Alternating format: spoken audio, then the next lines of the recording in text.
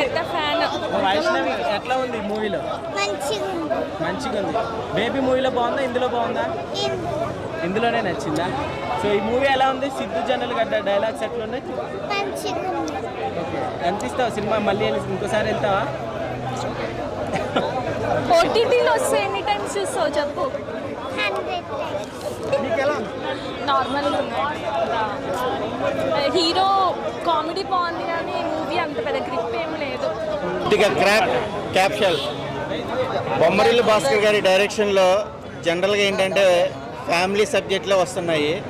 But different జోనల్లో ఒక మంచి active concept తగ్గట్టుగా, బాడీ లాంగ్వేజ్ తగ్గట్టుగా సిద్ధు జొన్నలగడ్డ రా నేపథ్యంలో ఒక చిన్న డిసప్పాయింట్ ఇన్సిడెంట్ని లైఫ్ బూస్టప్గా చేసుకొని దేశం మీద చూపించే ఒక యాక్టివిషన్ అనేది కొత్త వేరియేషన్ అనిపించింది.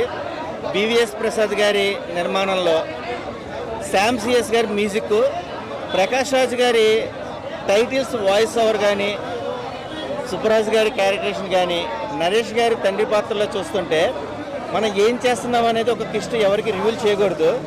టోటల్గా ఆ ప్రెస్టేషన్ అనేది ఆర్టిస్టుల పర్ఫార్మెన్స్ తగ్గట్టుగా వైష్ణవి చైతన్య గారు కూడా జనరల్గా చేసిన సినిమాలకు కానీ ఈ సినిమాలో ఓన్ ప్లాట్ఫామ్గా ఒక క్రియేటేషన్ తగ్గట్టుగా రన్ టైం దగ్గరికి ఎక్కడ బోర్ అనిపించలేదు.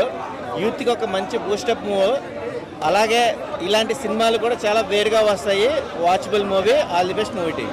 మా సత్యం 24 ఫ్రేమ్స్ ఛానల్ని సబ్స్క్రైబ్ చేసుకుని బెల్ ఐకాన్ని యాక్టివేట్ చేసి లైక్ చేయగలరు, షేర్ చేయగలరు.